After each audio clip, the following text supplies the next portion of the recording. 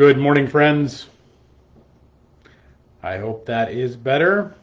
At least I hope it'll hold out for us. Not quite sure what's been happening with our connections here. Um, Give me something else to troubleshoot this week, so I'll give it a second here and see if we have some folks coming along this morning.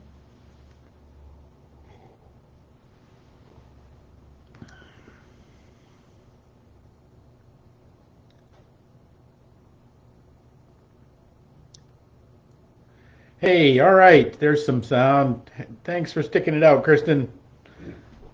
So we're back with a little bit of sound, I hope. And all right, hopefully the others will find us along the way here. Give it a little bit of a minute. Yeah.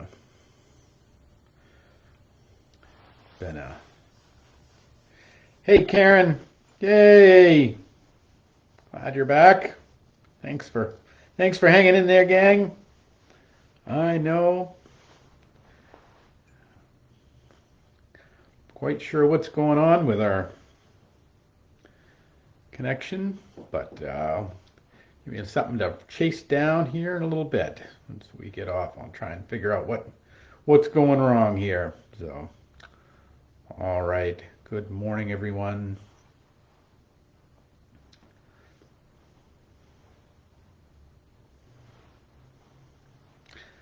Hello.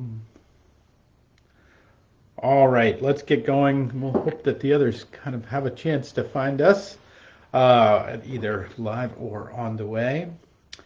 Thank you, Jane. Glad you're here. All right.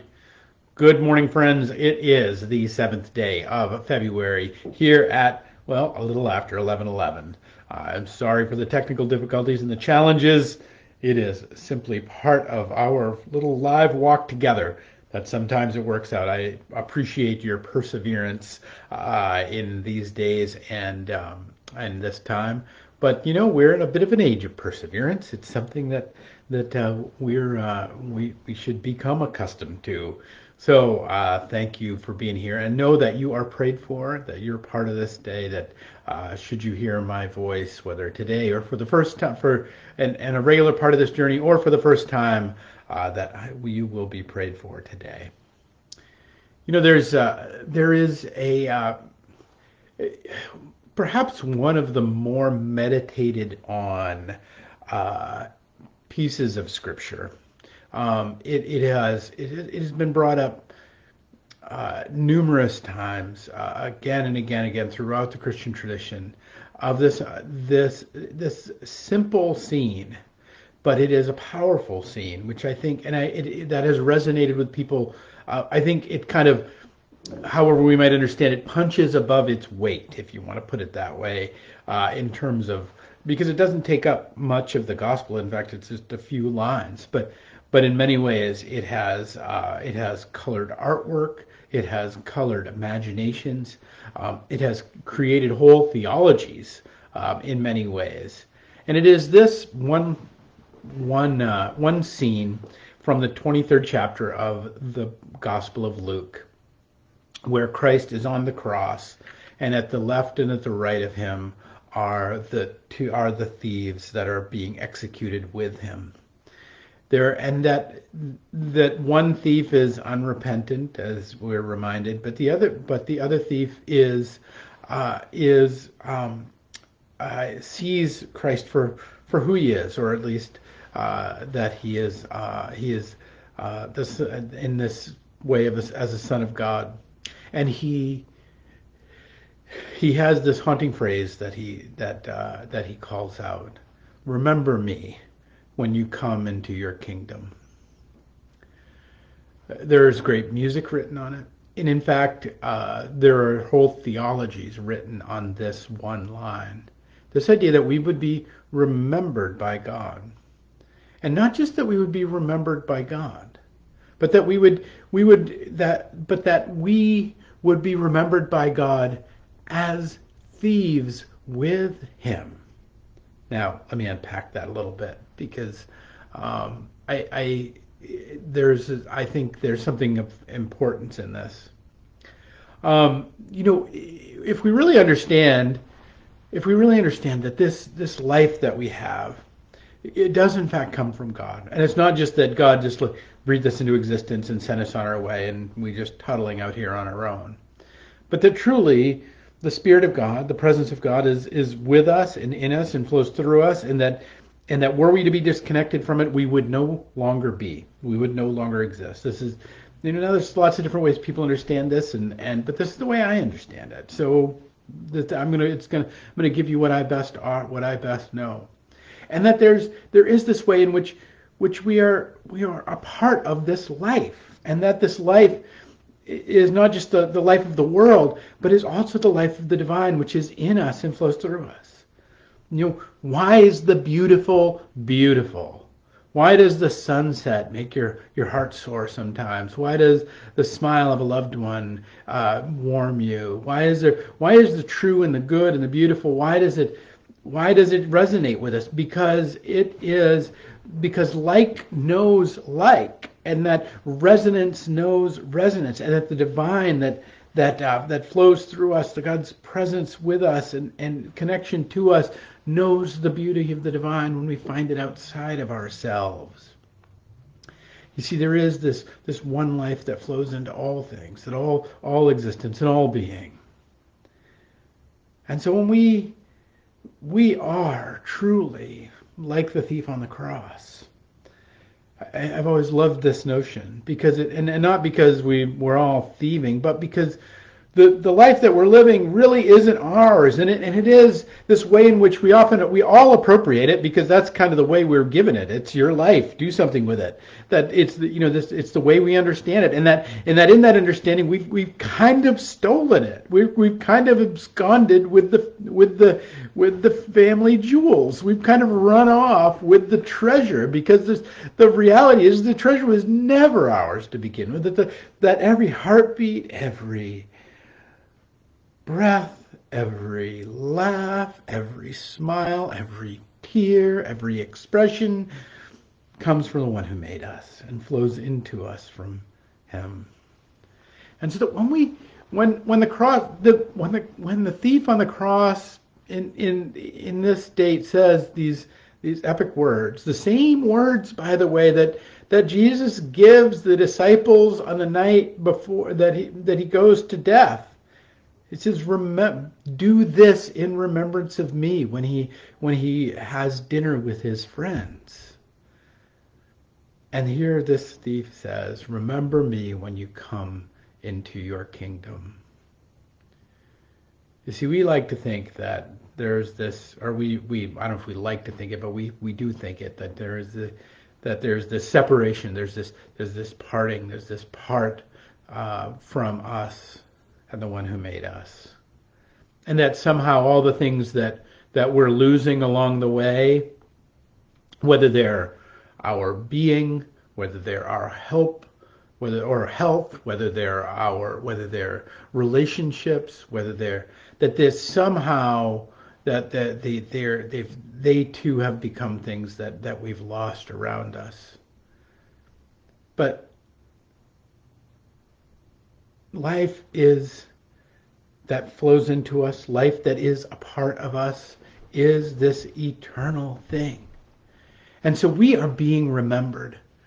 We are being remembered, not in the way that we've come to cognitively think about it 500 years, for 500 years of rationality, thank you, Descartes, but in the way in which we are being reconnected, that I try to say this nearly every time we come to the communion table, that we are remembered not as oh yeah, there's Karen, there's Donna, there's Jamie, there's Bob, not in those ways, but we are remembered in that we are reconnected to the whole of being.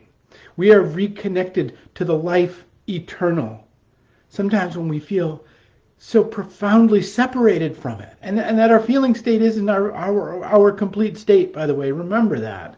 But but that we are always and ever being remembered into the heavenly body, in the heavenly life.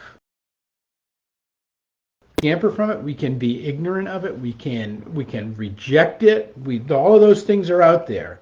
But at the end of the day, the work of the divine is the work of the divine that is calling us into life and life in abundance. That's calling us into a bigger and greater life than the one that we are a part of. And that some of that might look like things breaking down. Eckhart Tolle says it this way. He says, when you walk through a forest that has not been tamed or been managed or interfered with by a person, you will see not only abundant life all around you, but you will also encounter fallen trees and decaying trunks and rotting leaves and decomposing matter at every step. Wherever you look, you will find death as well as life. Upon closer scrutiny, however, you will discover that the decomposing tree trunk and the rotting leaves not only give birth to new life, but are full of life themselves. Microorganisms are at work. Molecules are rearranging themselves. So death isn't to be found anywhere. There is only the metamorphosis of life forms. What can you learn from this? That death is not the opposite of life. Life has no opposite. That the opposite of death is birth. That life is eternal. When we give up our status as thief next to Christ, when we remember that this life that is being breathed into us every moment, that is being a part of our being every moment, that continues to, that sustains us in this second, is the very life of Christ born into this world. When we remember that, we are remembered into the kingdom, because we give up our status as thief. We give up our status as one who has to figure this out all by ourselves. We give up our status as one who simply wants all the cookies on the plate. And we come to know that there is one life in the Lord's life that beats in your heart and beats in my heart, and that is a part of the blue of the sky, and that is a part of the grit of the dirt and all the things in between.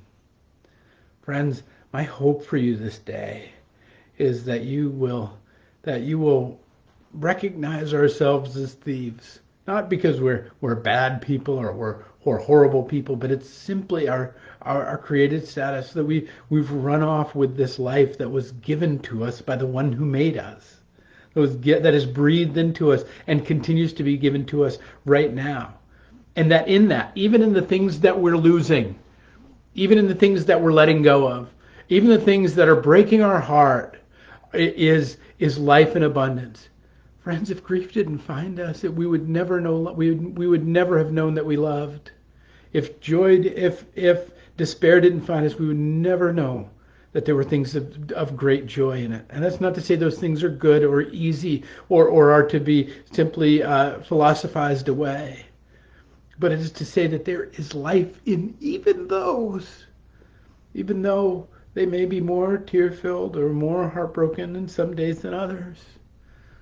Friends, I hope that you will embrace that place and call out to the one who made you to remember me when you come into your kingdom.